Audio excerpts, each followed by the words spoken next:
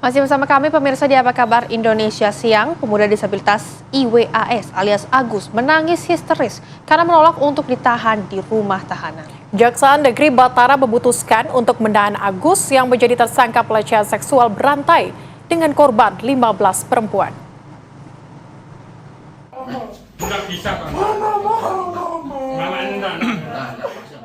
Tangisan histeris ditampilkan tersangka IWAS alias Agus di hadapan petugas Kejaksaan Negeri Mataram.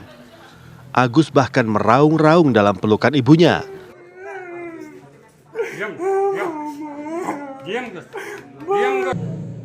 Agus mencoba menolak keputusan tim jaksa untuk masuk rumah tahanan. Pemuda difabel tersebut beralasan akan kesulitan melakukan aktivitas dasar seperti mandi, buang air, dan ganti pakaian.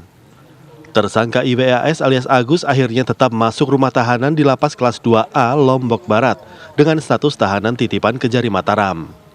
Menurut tim jaksa, penahanan tersangka Agus sudah memenuhi unsur objektif dan subjektif hingga cukup alasan untuk mengubah status tahanan rumah menjadi tahanan rutan. Selain itu, rumah tahanan juga sudah dilengkapi fasilitas yang memadai bagi kelompok rentan. Secara objektif dilihat memang ancaman di atas 5 tahun penjara sehingga bisa untuk dilakukan penahanan rutan. Untuk secara subjektif, jadi yang dipertimbangkan mengingat korban yang dilakukan terdakwa IWAS itu lebih dari 1, dikhawatirkan nanti terdakwa IWAS bisa mengulangi perbuatannya. Di lain pihak, kuasa hukum tersangka IWAS menyebut penahanan Agus telah mengabaikan sejumlah aspek, antara lain proses asesmen yang tidak pernah dilakukan pada kliennya. Nah, itu yang kami sayangkan. Ya, nanti kita lihat saja seperti apa ke depannya.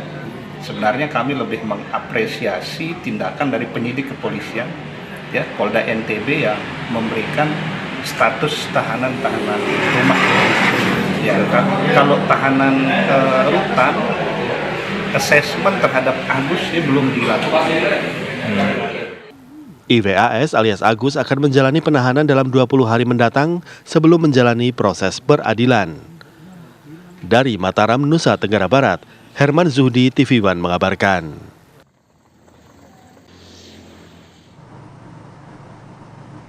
Ya pemirsa, IWAS alias Agus, pria difabel yang berdomisili pemirsa ini di Batara, Nusa Tenggara Barat, dituding melakukan pelecehan terhadap seorang mahasiswi. Ya, berdasarkan barang bukti, Agus menjerat korban-korbannya dengan cara memanipulasi pikiran mereka.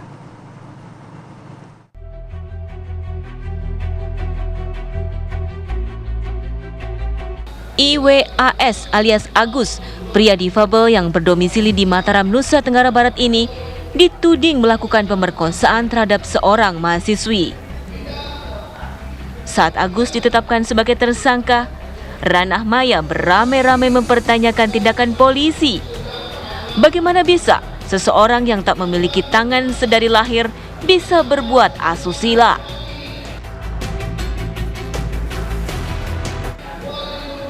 Namun, lambat laun, satu persatu, korban memberanikan diri mengajukan laporan. Setidaknya, sudah ada 15 korban yang mengadu. 2 diantaranya masih di bawah umur. Agus menjerat korban-korbannya dengan cara memanipulasi pikiran mereka. Kapanpun kamu ketemu kamu bisa tapi jangan kamu buat dirimu yang tidak setengah percaya, sedikit percaya. Itu pikiranmu sekarang. Pelaku yang mendekati korban dan cepat merekam melalui handphone korban. Karena diletakkan di bawah, tidak nampak gambarnya, yang hanya nampak suara. Hal ini sudah kita lakukan uji forensik digital. Kita minta bantuan dari IT, dari Pinsus untuk mengangkat video ini untuk dijadikan salah satu bukti pendukung bahwa korban ataupun pelaku ini memang benar ada interaksi dan ada kalimat-kalimat yang memanipulatif, ada kalimat-kalimat yang memanfaatkan kelemahan korban. Ini yang kami akan dalami. Kendati belum ditahan, Agus harus mengikuti proses hukum yang berjalan. Mampukah ia membuktikan bahwa dirinya tak bersalah atau harus berakhir mendekam di balik penjara? Tim TV One mengabarkan.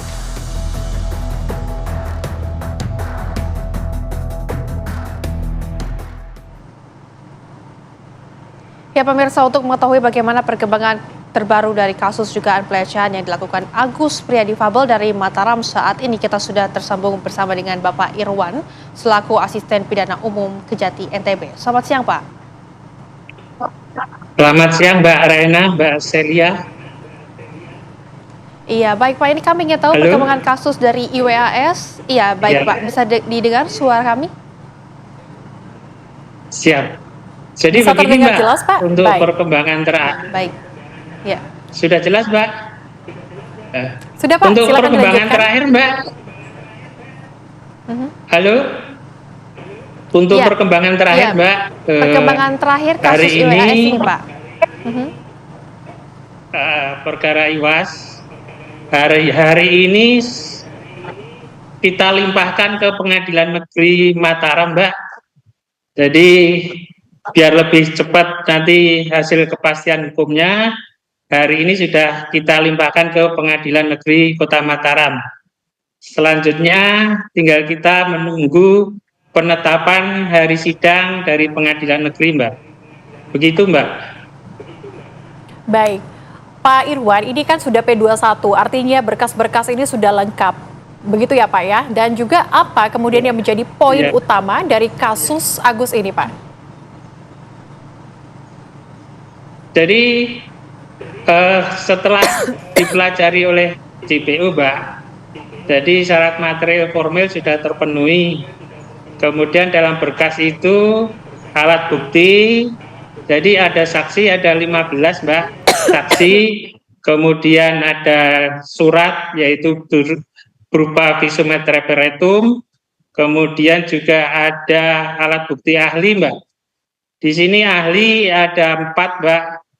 Jadi dari ahli visum, dokter visum, kemudian psikolog, kemudian psikolog kriminal, sama yang terakhir ahli hukum pidana Mbak.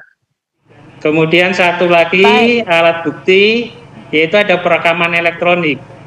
Jadi kami juga merekam secara elektronik para korban perbuatan terdakwa Mbak. Begitu Mbak. Baik, Pak Irwan. Tapi saat ini tersangka apakah sudah ditahan oleh pihak kejaksaan, Pak? Siap, jadi kemarin Mbak, tanggal 9, kemarin siang, ada proses pelimpahan tersangka dan barang bukti dari penyidik Polda NTB. Kemudian setelah diteliti oleh jaksa penuntut umumnya Mbak, kemudian kita melakukan penahanan rutan. Nah, perkembangan terakhir Mbak, si terdakwa IWAS ini sudah barusan tadi saya dapat konfirmasi dari rekan-rekan yang di lapangan. Jadi terdakwa IWAS ini sudah bisa menyesuaikan diri dengan kondisi di lapas Mbak. Begitu Mbak perkembangan terakhir Mbak. Baik, Pak Irwan, kalau sudah ditahan, bagaimana kemudian dengan kesehariannya, siapa pendampingannya? Karena kita ketahui bahwa pelaku atau terduga pelaku ini adalah, tersangka ini Pak, adalah penyandang disabilitas. Apa kemudian disiapkan oleh Kejari terkait dengan hal ini? Jadi Mbak, jadi sebelum proses tahap 2, kami penuntut umum bersama penyidik dan dari disabilitas Mbak, Komite Disabilitas Daerah sempat mengontrol atau mengecek kondisi sel Mbak. Jadi di sana memang selnya bisa juga adaptif dengan penyandang disabilitas Mbak. Jadi memang sudah siap di sana. Kemudian di sana juga ada pendamping Mbak.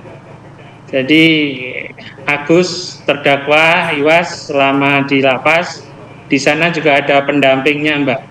Juga ada pendamping kesehatan juga yang akan mengikuti perkembangan kesehatan terdakwa Mbak. Begitu Mbak. Baik Pak Irwan, berarti artinya akan ada pendamping yang nantinya akan berdampingi Agus selama ditahan. Tapi untuk ruang tahanan ini sendiri, apakah akan bersama dengan tahanan-tahanan lain Pak? Atau mungkin diberikan sesuatu yang spesial mengingat Agus ini memiliki disabilitas Pak? Jadi tahanannya khusus untuk tahanan yang rentan, Mbak. Jadi kebetulan di situ Agus juga ada tahanan yang sudah memasuki usia tua juga ada, Mbak. Jadi tidak khusus untuk Agus, tidak, Mbak. Memang untuk narapidana atau napi yang rentan, Mbak, kondisinya, Mbak. Gitu, Mbak. Baik. Pak Irwan, selama ditahan oleh Kejari ini, apakah sang ibu bisa mengunjungi Agus dan juga mungkin memberikan pendampingan ataupun mengurus Agus selama berada di tahanan atau seperti apa nanti? Ya mungkin Mbak, ya itu kan kewenangan lapas, Mbak. Tapi setahu kami, Mbak, kalau setiap saat mendampingi tentu saja tidak ya, Mbak. Mungkin nanti ada jam besok, jam mengunjungi mungkin ada, Mbak. Mungkin begitu, Mbak. Baik Pak Agus, sedangkan untuk sidangnya sendiri kapan akan digelar Pak Agus? Maksud kami Pak Irwan, sidangnya sendiri kapan akan digelar? Ya, jadi gini Mbak, nah, hari ini sudah kita limpahkan Mbak ke Pengadilan Negeri Kota Mataram Mbak. Jadi kita tinggal menunggu penetapan hari sidang. Jadi nanti sidangnya di Pengadilan Negeri Kota Mataram Mbak. Kita tunggu bersama. Baik, kita tunggu bersama bagaimana nanti proses persidangan yang akan berlangsung. Terima kasih Pak Irwan Setiawan sudah bergabung bersama dengan kami di Apa Kabar Indonesia Siang. Sehat selalu Pak.